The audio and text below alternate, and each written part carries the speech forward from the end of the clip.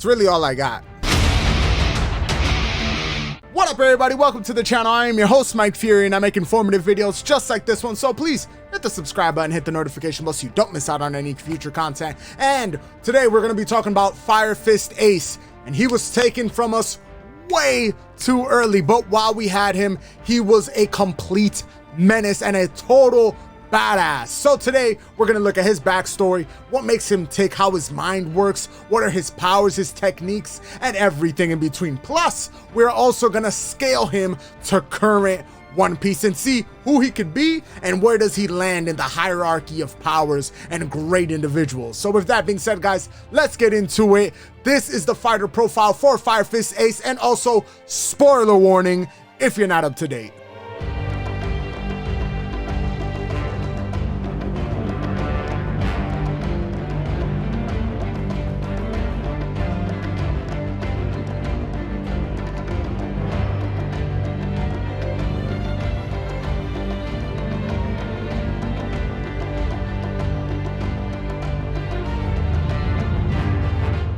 Porcus D. Ace was born on January 1st, same as the author, the GOAT himself, Ichiro Oda, to parents known as the Pirate King Gol D. Roger and Porcus D. Rouge, who held him in the womb for an extra year and some change, just so his birth doesn't coincide with the death of Roger. And just like that, we are off to an incredible start. Adopted by Monkey D. Garp, he was raised in the South Blue next to future badasses themselves, Luffy and Sabo. And at the rightful age of 17, he would leave the island to start his own pirate adventure. So what makes Ace special? What incredible facts about Ace can be attributed to his legend, to the mythos that is Fire Fist Ace? And the real easy one to talk about is the fact that he is the first documented supernova ever to exist in the One Piece show. Before supernovas and the worst generation were a thing, Fire Fist Ace was the first one. He is the first rookie at the age of 17 to gather or garner a bounty of 100,000 berries.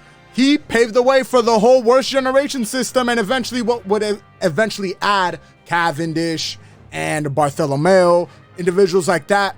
He is the first documented super rookie, which is impressive because at the time, a 17-year-old to have that amount of bounty. Who the fuck is that guy? Who the fuck is that? And basically had a lot of the individuals in the One Piece universe wondering, who is this Fire Fist Ace? If you also did not know, Ace was considered for the Shishibukai or the Shikibukai, depending on how you want to pronounce that, warlord system.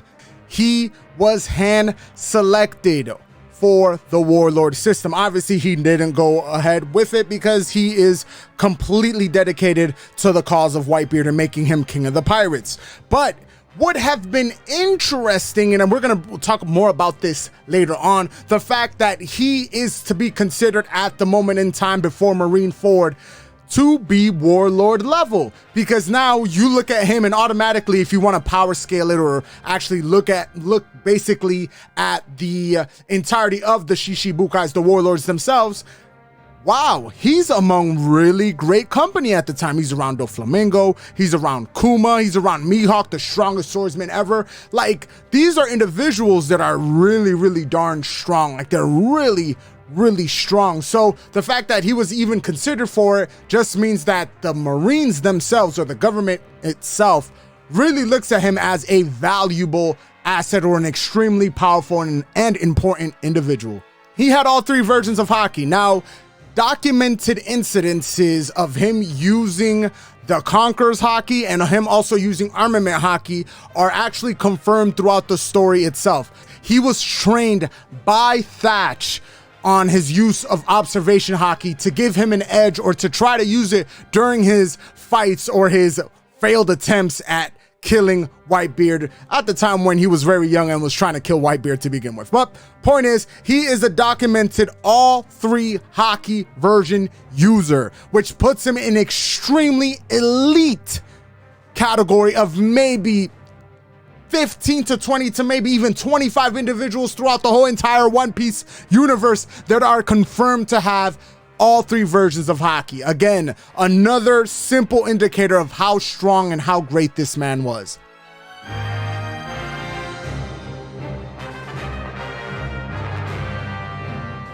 Let's look at some of his fights and some of his feats. So Isuka, which we haven't really gotten into, is what Smoker is to Luffy. She was a Marine captain who had it out for Ace, but eventually would learn to respect him and understand where he was coming from. And even Ace is documented to even have given her a spot on his crew or asked her to join, but sadly, her sense of duty did not allow her to join him, but they kind of separated on good terms, right? Apart from that, we had Draw. Now, Draw, Vice Admiral Draw, is the first documented incident of Ace using armament Haki. This is, again, another indicator of how strong he was, because Vice Admirals, like Garp is a Vice Admiral. Yes, he's not technically a Vice Admiral, but still Vice Admiral nonetheless. These are no pushovers. These are individuals that are fairly strong. So to fight a Vice Admiral and actually give him the hands and beat him, when you also happen to, at the time, unlock armament Haki, is nothing short of great at the time, and again, extremely strong. We have a couple of draws here. He fought Yamato to a draw. He also fought Jinbei to a draw, and the Jinbei incident is really interesting because Jinbei is a complete counter to Ace. He's a complete, especially with the Fishman Karate, which is also allows him to control water to a certain degree. Bro, that is impressive. And he fought him for 5 days straight. You know, that's a Haki stat. Like that's a anime stat. 5 days straight. The same with the Whitebeard Pirates and Goldie Rogers Pirates going up against each other and fighting for 3 long days straight. Those little details, those are all anime facts. I hate them, but at the same time, they're really cool and indicators of what's going on. Finally, you have the dub that he took, the win he took against Van Auger and Jesus Burgess. Blackbeard having to come in and stop them and literally telling them, hey, if you guys continue on, you guys will certainly lose. I'll take that as a win. That's definitely a win in my opinion. And then finally, we get the draw against Aokiji, which technically he used Flame Mirror, and it's a draw because Aokiji was strong enough to actually hold off his fire. But I do think if you do Pokemon types, I do think he's beating Aokiji eventually. Kind of like how Akainu eventually would beat Aokiji. And then we have the 3 losses, or in fact, 2 losses and numerous losses he had to Whitebeard, because obviously Whitebeard wasn't going to allow some punk to beat him. Whitebeard beat him a bunch of times, even though those, I call those like little tiny losses. But then the 2 big ones, you have the defeat between Blackbeard and Ace, and then the defeat of Akainu and Ace, which eventually would lead to his downfall. You, Mitsuri. Wait, mate! Luffy!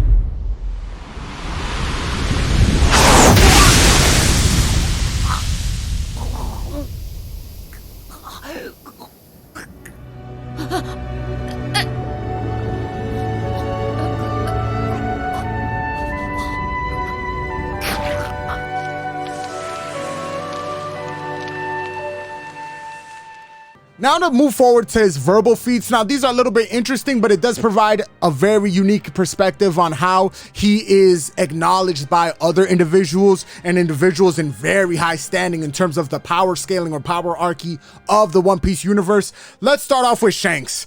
Shanks congratulated him and said it was a well-deserved spot when he got the 2nd Division commander for the Whitebeard Pirates. That is extremely high praise. You know who had the 2nd Division commander before? Oden. Oden had the 2nd Division commander. And again, if you're power scaling and putting things into proper perspective, that makes Ace stronger than obviously Diamond Jozu and Flower Vista, but it also only makes 2 individuals in the crew stronger than he is, and that would be Marco and obviously the Yonko known as Whitebeard. That is incredible. And also keep in mind, Oden, if you want to scale him to Oden was documented to even be Yonko level 2, as in terms of how he fought Kaido. So just, again, don't go too deep in that. We're going to eventually get to the point where I'm trying to make here, but that is a huge acknowledgement on Shanks's behalf. Apart from that, we also have Blackbeard's acknowledgement on 2 separate occasions. The first one I already mentioned earlier in the video, telling Augur and Jesus Burgess, who are strong individuals, hey, you're not even in the same league. Let me handle him. Don't get involved. And then secondly, offering a spot to Ace, literally telling him, hey, I'd rather have you as a friend than my enemy. I'd rather not hand you over to the Marines. Join me. That is another huge acknowledgement, which also gives us a very cool what if scenario, by the way. What if Ace would have said yes? Obviously, he would have never done it because he is fully dedicated to Whitebeard, but that is an interesting what if scenario if I've ever seen one. Lastly, in terms of verbal acknowledgements, Sengoku, God Buddha himself. He is very, I guess, almost to a certain degree saddened, but he also acknowledges that the reason why the Marines even went after Ace is because Ace was such a special individual. He said he had amazing potential, and I imagine that he wasn't only talking about the Meru no Mi and his ability to fight. I think he was talking about in general, in terms of a leader, he is loved by absolutely everyone, and on top of the fact that he dominates Haki, or had Haki at the point of his death, under 20 years old, and eventually that would put a target on his back for the Marines to eventually dig deep and figure out, hey, this guy is the son of the king of the pirates. And eventually the world government called the hit, Blackbeard goes off, gets him, and eventually we know the ending of Ace's story. And the last two feats I want to talk about is the fact that in the show we actually watched Ace destroy a small fleet of ships with one Hiken, or a Fire Fist, literally his namesake. He destroyed 5 ships, all without breaking a sweat, just from an angle. It looked absolutely amazing. The final one is the fact that he defeated, with the help of Dadan, of course, the Blue Jam Pirates with just him and Dadan at the rightful age of 10.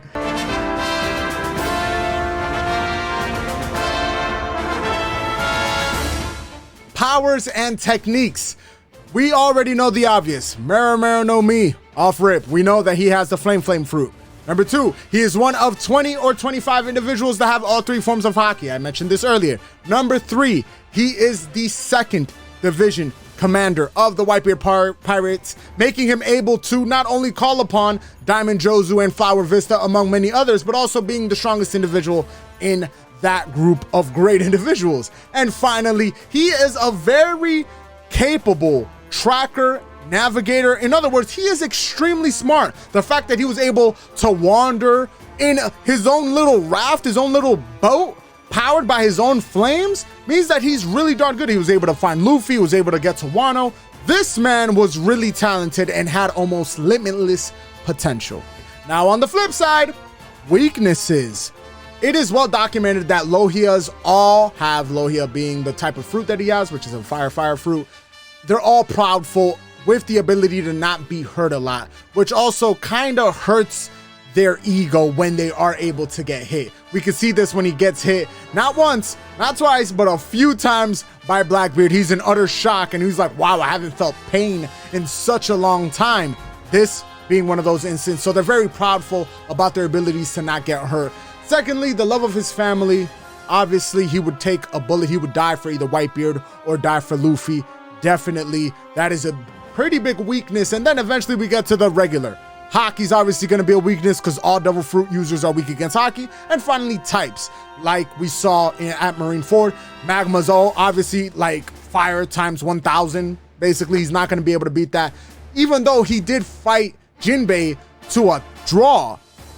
Jinbei and him both being warlords is very interesting, but the fact that he's able to fight him to a draw, it'll get a little tricky there. But you can still do Pokemon types and probably beat Ace with maybe a ground type, have another, because Aokiji fought Aokiji, they did that whole entire clash, and maybe that's not a real indicator of the best that Aokiji could provide, but at the same time, Aokiji did also lose to Magma Dude, he did lose to Akainu, so it's very interesting if you want to just look at it from that perspective, but I still believe that Pokemon types or, you know, fire versus water, fire versus earth, fire versus ground, things like that still work. Let's look at some of his techniques, shall we? Now, I will be showing you guys visual representation of each and every single technique, so keep that in mind. It will either be part of the anime, part of the show, in the manga, however you guys want to see it. Fire Fist, his signature move, his namesake, Flame Mirror. Flame Mirror is the ability he uses against Aokiji to defend against his Ice Pheasant block, or however it's called. You also have Flame Fence. This is the move he uses when he falls from the platform with Luffy. He creates a whole ring of fire. Heat Haze is a stream of fire shot from his hands. He uses this against Smoker to basically cancel each other out. This was early on in the episodes of Alabasta. Basically, the first or second episode, we actually get to meet Ace. You have Fire Guns, where he turns his hands into pistols and proceeds to shoot little tiny fireballs out of them.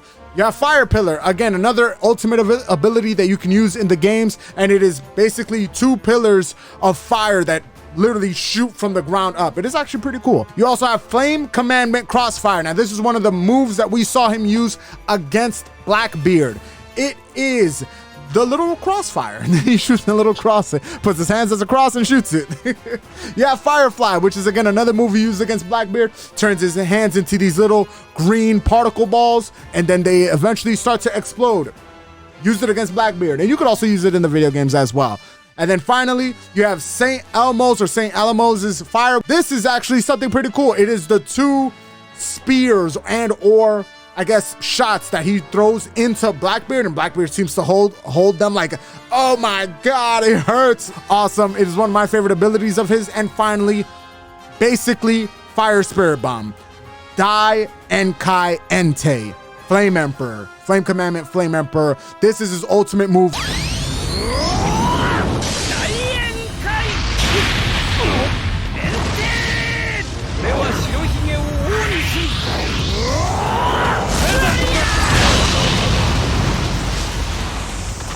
Here is where we get to the speculation of it, or the theorizing, or, you know, not 100% correct part of the video. We're going to be talking about his potential. Now, Amara no Mi is strong, but not the strongest in terms of Lohia types. Now, a awakened flame fruit.